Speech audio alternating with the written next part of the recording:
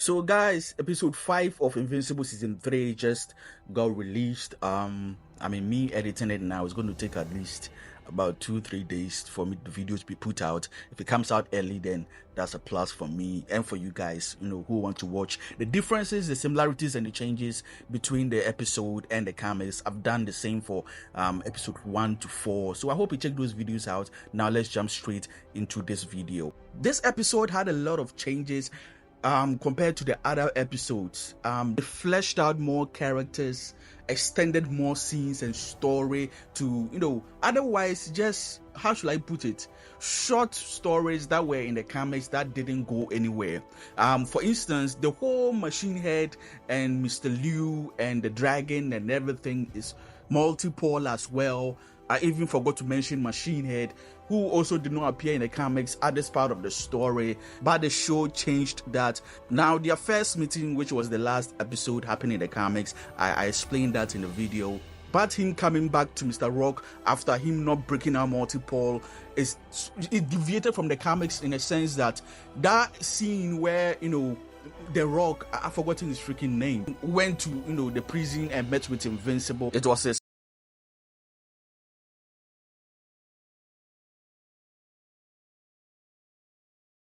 Oh, Titan.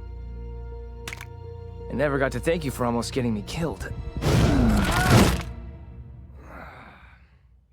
Plan to meet him and seek for his help to deal with the order situation. It's some bullshit. It's not a party for me either, man. This is still some bullshit.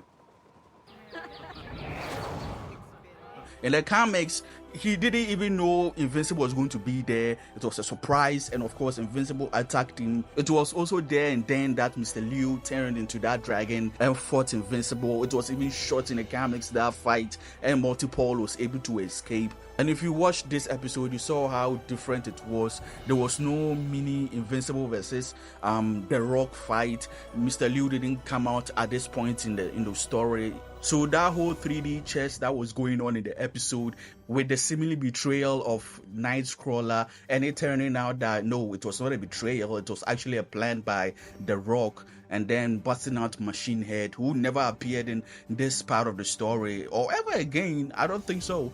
And that whole fight between Mr. Liu, the dragon, and Invincible and Adam Eve was not in the comics. Adam Eve was not even in that moment in the comics. Like I said, it was just a short couple of panels. And Mr. Liu's death and that ending where, he actually came back to life. That was a whole different branch that, the show decided to take.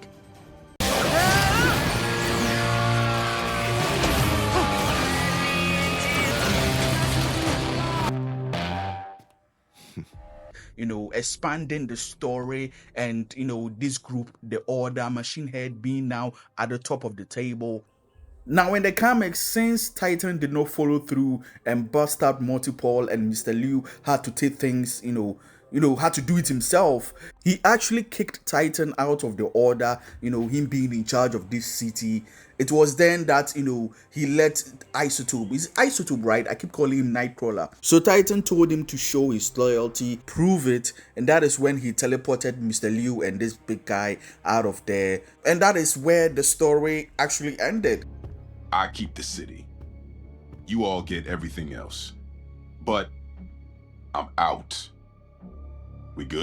Now, these are welcome changes that make people like me who have read the comics, not anticipate what is going to happen next or know where this is going. We are in an uncharted territory now. Now, there were a lot more changes, like the opening scene with The Rock and his daughter, Duplicate visiting her brother in prison. The show also expanding that Rex and Ray relationship episode by episode. With this episode, that dinner scene, that gruesome failed Multiple escape. All these things that I've just mentioned are all new in the show, never happened in the comics. Oh, and the actually flashback of Duplicate and Multiple as, their childhood is also in the comics, though a little bit different.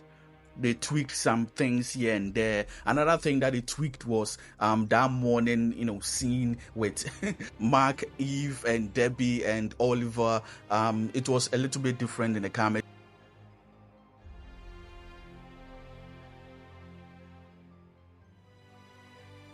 With Oliver actually walking into Mark's room, finding Eve there and all that. The show changed it a bit where I figured I'd drop by and see you guys. Why'd you fly out of Mark's window if you're just gonna come back and— Ow! Mark wasn't sleeping. He and Eve had a sleepover. Oliver, what the hell? Ow! Stop kicking me! They made too much noise playing and woke me up. Another similar thing that happened in the comics is Invincible Inc. being set up. Mark and Eve also trying to actually, you know, have their own place. It's also like the comics, but it doesn't happen, you know, just like the show immediately. Another big departure was Oliver, you know, having friends. Oliver actually going out, sneaking out in the middle of the night to go and play, with Mark and Eve having to chase, you know, him down and witness it all. Just like the show, the episode, that's what it's been doing. Taking things from the comics, there are certain panels that they recreate perfectly, one-on-one, to a T, no dots missed. And there are other, you know, panels and other moments and stories where they expand, and some even branch out in different ways that deviate so much from the source material. And it makes it fun. They are keeping the core story alive, but also branching out and expanding other stories that the comics didn't do much with, or just left it to hang and dry. Now, these are all the changes, the similarities between the comics and episode 5. I think this is the episode with the most changes, you know, the most deviation from the source material. But yeah, if you enjoyed this video, leave a like, comment what you think of it, and share as well. That's help the video and the channel out ultimately. And also subscribe and turn on that notification bell not to miss any new video as well. As always, Neddy Sage here. I will see you guys in the next one.